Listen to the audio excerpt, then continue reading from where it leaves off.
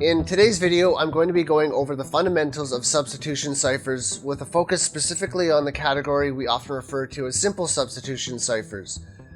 Later on in a separate video, I will be demonstrating how to implement a simple substitution cipher using Java, but before we can actually get to any coding, we first need to understand exactly what a substitution cipher is.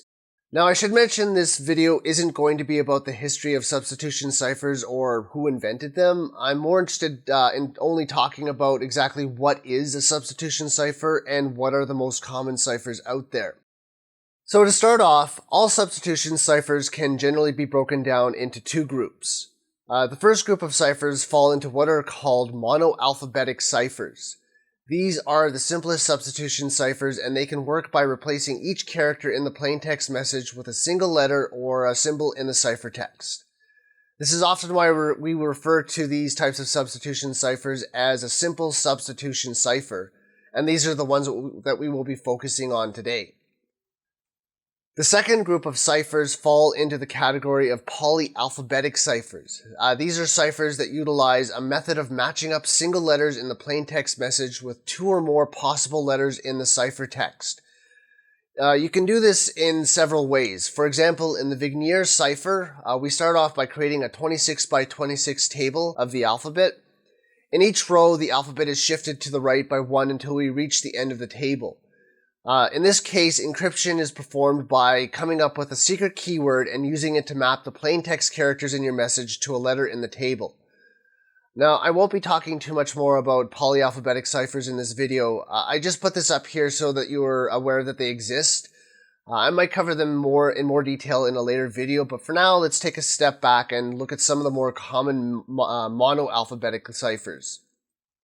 Now, as I mentioned before, most simple substitution ciphers often fall into the monoalphabetic cipher category. While the method of building the encryption key can differ from cipher to cipher, the overall method of performing the encryption and decryption is roughly the same once the keys have been generated.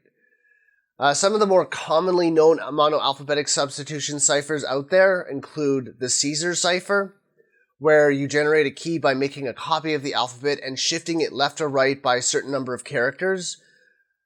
There's the @bash cipher, where you generate the key by reversing the alphabet.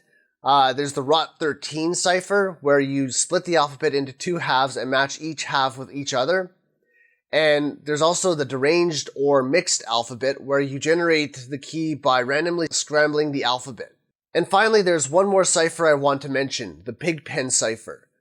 This cipher is a little different from the others in that it uses symbols instead of letters to perform the encryption. In this case, we refer to this substitution cipher as a monographic cipher. I will demonstrate exactly what this is at the end of the video, so don't worry if this doesn't make any sense right now. For now, let's take a closer look at these ciphers in a little bit more detail and see exactly how they generate their keys.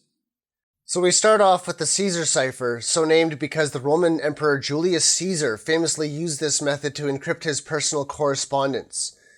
Now, to encrypt our secret messages, we will first need to generate a substitution alphabet for our cipher. With the Caesar cipher, we do this by making a copy of the original alphabet and then shifting it over by a certain number of characters. Any letters that are pushed past the edge of the alphabet are simply wrapped back around to the beginning, and we can represent this mathematically using the simple formula of x mod m to derive the encryption key. In this case, the x is the number of characters the alphabet is shifted by, and m is the total length of the alphabet. This way, the only information we need to send to our message recipient is the x value, so that he can use this to generate his own key. The only thing we need to be cautious of is the case where we shift the alphabet by a number that makes the modulus equal 0. So for example, if we were to shift the alphabet by 26 characters, then 26 mod 26 equals 0. This would cause our substitution alphabet to end right where we began, making this key very useless to us. So moving on, the next cipher is called the @bash cipher. This cipher is very easy to set up, and once again, like the Caesar cipher, you make a copy of the original alphabet.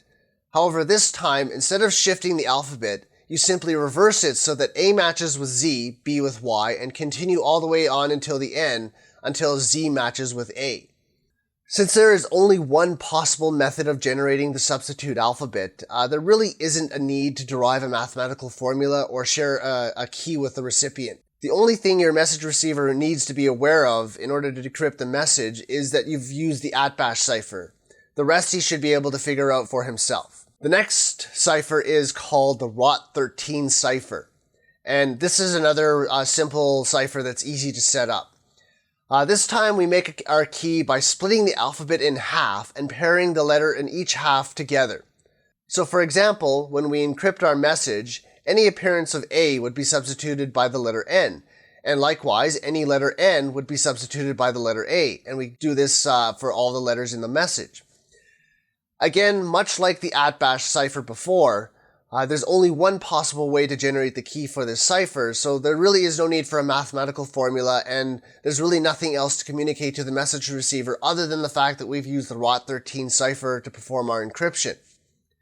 Now, the last substitution cipher I want to take a look at before we move on is the deranged alphabet cipher, and this is often referred to as the mixed alphabet cipher. In this cipher, we generate our substitute alphabet by going through the entire alphabet from A to Z and then placing each letter in a random location. And of course, each letter can only be used once. Occasionally, due to their random placement, we can sometimes have letter pairings that match each other. In this case, we do have a couple of options we can look at. The first option is we can simply just leave it alone. We can go ahead and use this substitute alphabet so long as we are aware that the more frequent that matched pairs occur, the greater the chances are that an attacker will be able to figure out our secret message. The second method is we can simply do a simple swap or shift of all these pairs to another letter. So for example, in this case, we only have two matching pairs, so we can just perform a simple swap. E goes to N and N goes to E. But if there were three or more pairs, we could perform something like a Caesar shift, for example, with only the matching pairs. So for example, if the letters E, I, and N all contain matching pairs, we could shift the letter E over to I over to N, and N back over to E. So in this case, the key is the entire substitute alphabet itself. Our message receiver would need to have an exact copy of the substitute alphabet used to encrypt the message so that he can use it to decipher it on his end. There's no need for a mathematical formula, but he does need to have this exact substitute alphabet in the same order in order to perform a proper decryption. So now that we've seen several examples of the most common substitution ciphers, let's talk about how messages are encrypted and decrypted using substitution. So for this example, I'm just going to stick with the deranged cipher since this is the last one we talked about. But the method used here should be the same for each of the ciphers I talked about previously. Now, as you might have already guessed, the substitution ciphers involve matching individual characters in a message with their equivalent substitute character in the key.